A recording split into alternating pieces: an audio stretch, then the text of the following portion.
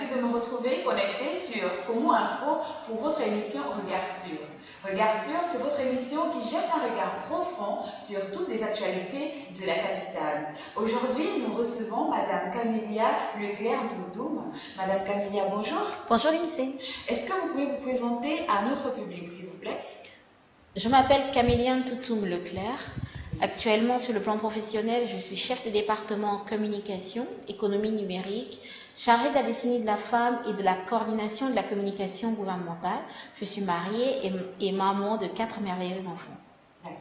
Alors, Madame Leclerc, vous avez été récemment élue présidente de la Confédération internationale des associations françaises et étrangères d'anciens élèves de l'École nationale d'administration ENAM France. N'est-ce pas là une belle victoire?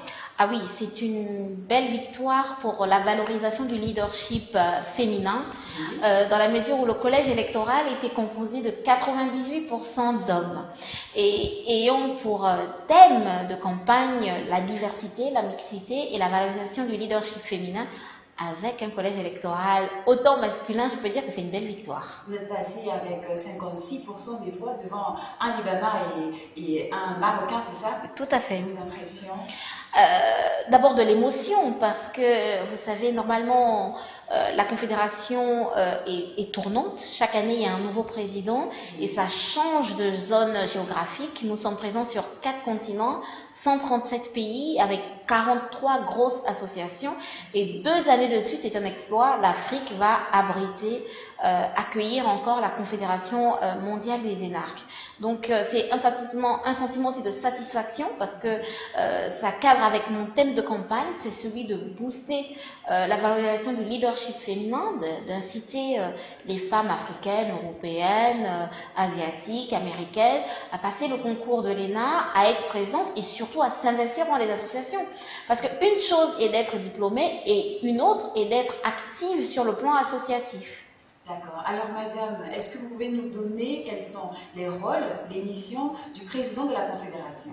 Alors, le président de la Confédération a un rôle qui est assez stratégique, parce que ça lui permet de maintenir le lien entre les différents anciens qui ont été diplômés de cette école, comme je vous le disais, dans 134 pays, et c'est aussi de développer tout ce qui est relations sur le plan diplomatique, économique et culturel.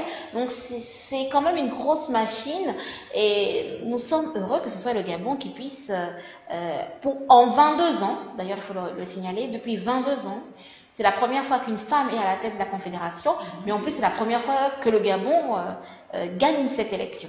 Nous avons aussi récemment appris que la prochaine réunion annuelle de l'ENAM France se tiendra ici au Gabon, précisément l'année prochaine. Oh, oui. Et pourquoi le choix du Gabon?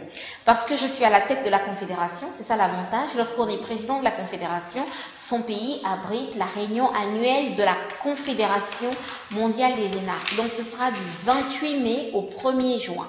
Nous allons pouvoir accueillir plusieurs pays dans notre si beau pays. Nous sommes fiers du Gabon. D'accord, merci. Donc, Madame, à votre retour au Gabon en 2010, dont vous êtes nommée en tant que conseillère à la primature, puis en 2014, on vous propulse à la direction de l'information gouvernementale au secrétariat général du gouvernement gabonais. Des postes que vous occupez pleinement jusqu'à ce jour. Mais dites-nous, avez-vous connu des difficultés, avez-vous rencontré des difficultés liées à votre statut de femme? Ah oui, toujours, parce que quand on arrive étant diplômée de l'ENA des femmes de France et en étant femme, tout de suite il y a beaucoup d'étiquettes, voilà, il y a beaucoup de stéréotypes. Elle est jeune, c'est une femme, est-ce qu'elle pourra, etc. Mais moi j'ai eu la chance de venir avec un projet très fort, c'était celui de créer la direction de l'information gouvernementale qui n'existait pas au Gabon. C'était celui de pouvoir créer la coordination, enfin impulser la coordination de la communication gouvernementale. Mais là, je dois dire que j'ai été aidée par mes supérieurs hiérarchiques qui ont compris l'intérêt du projet et qui eux-mêmes étaient dans la même démarche, donc ça a été un peu plus facile. Mais ce que je dois aussi dire, c'est que la difficulté vient non seulement parfois de nous-mêmes, parce qu'on peut avoir des moments de doute, parce que les choses ne vont pas aussi vite. Comparaison n'est pas raison. Il faut persévérer. Il faut persévérer, il faut s'entourer des personnes qui sont compétentes, avoir une équipe qui est tout à fait dynamique et surtout développer son management. Moi, je prône le management africain, je prône un management féminin parce que les femmes ont des qualités. Il ne faut pas se renformer sur un management typiquement masculin. Nous avons beaucoup de qualités. C'est pourquoi nous en venons, tout à l'heure, je disais, vous avez déclaré lors d'une interview qu'on parle de la décennie de la femme au Gabon, mais qu'il existera néanmoins encore un déséquilibre dans l'accès aux postes décisionnels de notre pays. Pouvez-vous nous en dire plus? Et vous allez encore plus loin lorsque vous dites que vous défendez le leadership féminin en Afrique. En Afrique. Alors oui, c'est une réalité. Il y a beaucoup de textes, mais c'est pas seulement le cas du Gabon, hein. C'est panafricain, c'est même, je dirais, mondial. Il y a beaucoup de textes qui sont pris, des décrets, des lois qui sont votées. Beaucoup de choses sont prises, mais dans la pratique, nous constatons que la promesse des textes est en déséquilibre avec la réalité du terrain. Bon, moi je suis maintenant en charge des questions de décennie de la femme aux côtés du Premier ministre. Je peux vous dire que la donne a changé. Par exemple, au cabinet du Premier ministre, sur 13 chefs de département, nous sommes 8 femmes. Donc il y a une volonté réelle au niveau du Gabon de faire avancer les choses, mais ce que nous voulons dire, c'est que la promesse des textes souvent est en déséquilibre avec la réalité. Autant au niveau du cabinet du Premier ministre, on l'a constaté, mais autant nous espérons que dans tous les postes décisionnels, ce qui nous est dû puisse vraiment nous revenir. Donc il faut pas... Vous savez, il y a quelque chose de fondamental. Le combat pour le leadership féminin, c'est de tous les instants.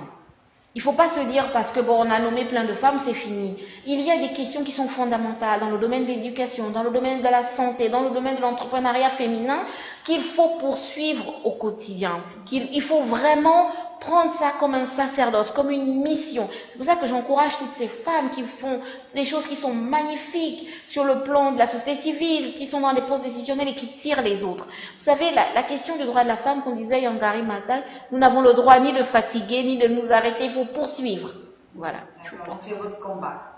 Oui, et celui de bien d'autres. Moi, je milite pour ça. La preuve, c'est que sinon, je ne serais pas en train de réclamer le fait d'être la première femme au bout de 22 ans d'une grande confédération comme la Confédération mondiale des énarques. Mais je dois dire que chapeau aux hommes qui croient aussi aux femmes, parce qu'il ne faut pas toujours condamner les hommes. Pour faire avancer les décisions, on est complémentaires, d'accord? Nous avons accusé un retard sur certaines choses, mais il faut dire que ce sont les hommes aussi qui nous poussent pour avancer. Et moi, si j'ai été élue, c'est grâce à des hommes.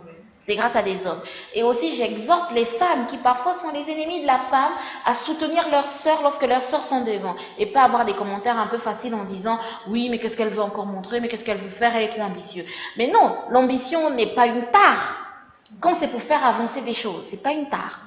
Voilà. Alors, pour finir, nous avons appris que vous avez rejoint le comité de rédaction de la célèbre revue spécialisée en sciences et de l'information et de la communication, Hermès. Vos impressions?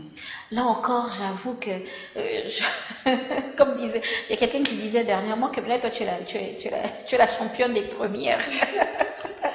Je le prends avec beaucoup de modestie parce que lorsque vous avez Dominique Volton, qui est le pape de la communication, qui vous dit je pense que tu as gagné ta place au sein du comité de rédaction de la revue Hermès, vous êtes ému et vous vous dites bon, il faut que je me mette au travail. Voilà, c'est ça. Il paraît qu'ils ont décidé d'ouvrir un bureau ici. Oui. D'ailleurs, c'est le premier bureau qui sera ouvert en Afrique centrale et Dominique Volton vient pour l'inauguration de ce bureau au mois de novembre. Donc j'espère que vous serez parmi nous.